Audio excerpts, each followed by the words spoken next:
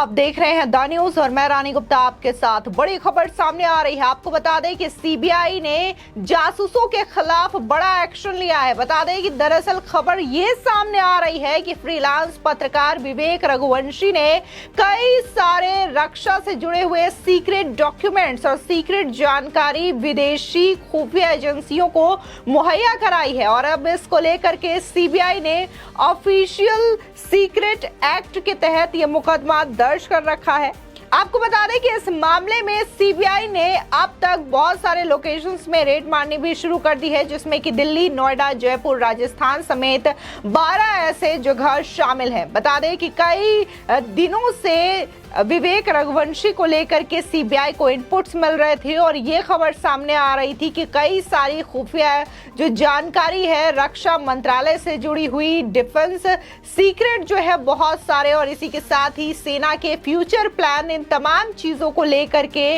विवेक रघुवंशी बहुत सारी विदेशों की खुफिया एजेंसियों के साथ ही इस जानकारी शेयर कर रहे थे। आपको बता दें कि वहीं दूसरी ओर भारतीय वायुसेना के एक ऑफिसर निखिल शेंडे के खिलाफ भी ठीक इसी तरीके का एक मामला दर्ज किया गया है। बता दें कि इन पर भारत के सीक्रेट जानकारी पाकिस्तान को मुहैया कराने का आरोप लगा है। बता दें कि आज कोर्ट में इसी मामले को लेकर के सुनवाई हुई थी महाराष्ट्र एटीएस कोर्ट में, और इस दौरान कहा गया कि कैसे हनी ट्रैप का शिकार होकर के निखिल शेंडे ने ये तमाम जानकारी जो कि एयरफोर्स से जुड़ी हुई थी, सेना से जुड़ी हुई थी, ये तमाम जानकारियां दरअसल उन्होंने पाकिस्तान को मुहैया कराई है। बता दें कि इस मामले को लेकर के वायुसेना से जुड़े हुए जो टॉप के ऑफिसर्स हैं उनके साथ पूछताछ कर रहे हैं इस मामले को लेकर के। इसी के साथ ही आपको बता दें कि डीआरडीओ के एक साइंटिस्ट कुरुलकर, उनके खिलाफ भी ठीक यही मामला दर्ज है। उन्होंने भी कई सारे जो सीक्रेट्स हैं वो पाकिस्तान को मुहैया कराए हैं, ऐसे आरोप लगे हैं। फिलहाल अगर बात हम विवेक रघुवंशी की करें तो विवेक रघुवंशी डिफेंस न्यूज नाम का एक न्यूज चैनल भी चलाया करते हैं, ऐसा कहा जाता है, और डिफेंस न्यूज के नाम पर ही कई सारे ऐसे सीक्रेट मैसेजेस उनके द्वारा किए गए हैं। उनके ट्वीट्स पर भी अजीब अजीब सीक्रेट कोड्स के किए गए ट्वीट भी आपको देखने को मिल सकते हैं। और इन तमाम चीजों को लेकर के लगातार सीबीआई इन 12 जगहों पर छापेमारी कर रही है, जिसमें दिल्ली, जयपुर, राजस्थान, नोएडा समेत कई सारे ऐसे जगह है जहां पर इनपुट मिले थे। और पहले से ही खबर आ रही थी कि ये कोई दिल्ली बेस्ड पत्रकार है जो कि फ्रीलांसर है। ऐसे में ये सुगबुगाहट काफी ज्यादा मीडिया जगत में तेज हो गई थी कि आखिर वो व्यक्ति कौन है जो कि इस तरीके से देश के डिफेंस सीक्रेट को खुफिया एजेंसियों के पास भेज रहा है। जिसके बाद सीबीआई के ऑफिशियल सोर्स से ये पता चला कि इसका नाम विवेक रघुवंशी है। जिसके बाद तमाम जगह ये खबर वायरल होनी शुरू हो गई और अब जो खबर छन करके सामने आई है वो ये है कि डिफेंस सीक्रेट तो थे ही, इसके अलावा इक्विपमेंट क्या क्या इस्तेमाल किया जाता है इंडियन आर्मी और इंडिया के जो तमाम सोल्जर्स हैं उनके द्वारा, इसी के साथ ही डिफेंस को लेकर के इंडिया की क्या फ्यूचर प्लान है, ये तमाम चीजें लगातार विवेक रघुवंशी विदेशों की खुफिया एजेंसियों को मुहैया कराते थे। फिलहाल ये जानकारी अभी तक सामने नहीं आई है कि आखिर इसमें वो कौन सी विदेशी खुफिया एजेंसियों को ये तमाम जानकारी मुहैया कराते थे, क्योंकि अगर हम निखिल शेंडे की बात करें या फिर जो डीआरडीओ के साइंटिस्ट हैं करुलकर, उनकी बात करें तो यहाँ पर ये सामने आया है कि कैसे वो पाकिस्तान को तमाम सीक्रेट्स मुहैया कराते थे, तमाम जानकारी मुहैया कराते थे। इसी के साथ ही अगर 2020 की बात करें तो ठीक ऐसा ही वाकया सामने आया था, जिसमें फ्रीलांसर पत्रकार राजीव शर्मा का नाम सामने आया था, जिसके ऊपर यह आरोप लगा था कि कैसे वो फ्रीलांसिंग पत्रकारिता करने के दौरान कई सारे ऐसे सीक्रेट्स उसने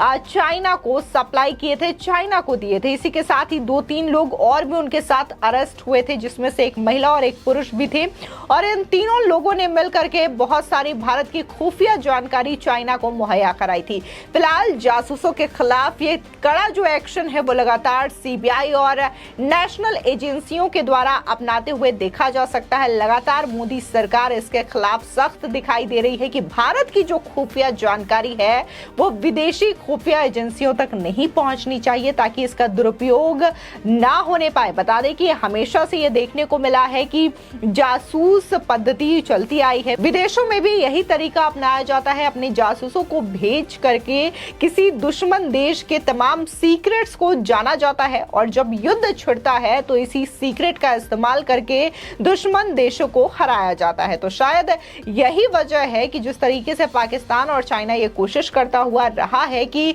भारत के किसी ऐसे व्यक्ति को हथियार बनाया जाए और उसके जरिए भारत से जुड़े तमाम खुफिया जानकारियों को हासिल किया जाए ताकि इसका इस्तेमाल युद्ध के दौरान किया जा सके और भारत को नुकसान पहुंचाने के लिए किया जा सके। यहाँ पर विवेक रघुवंशी की बात की जाए तो लगातार सीबीआई इसको लेकर के एक्टिव है और कई जगहों पर छापेमारी कर रही है और इससे तमाम इनपुट निकल करके सीबीआई के सामने आ रहे हैं कि कैसे उसने रक्षा मंत्रालय से जुड़े हुए तमाम सीक्रेट्स को पहले खुद उसकी जानकारी ली, उसकी बकायदा डाटा तैयार किया, मैपिंग की और इसको लेकर के वो खुफिया विदेशी जो एजेंसियां हैं उसको भेजते हुए पकड़ा गया है। कई सारे इसके डॉक्यूमेंट्स बरामद किए गए, लैपटॉप और कई सारी जो डिवाइसेस हैं उसके द्वारा ये जानकारी मिली है कि कैसे कोड का इस्तेमाल किया जाता था जो कि पाकिस्तान में मैसेज भेजे जाते थे और ये चीजें जो हैं उसके जरिए सामने आई है। और वहीं अगर हम बात करें जो कि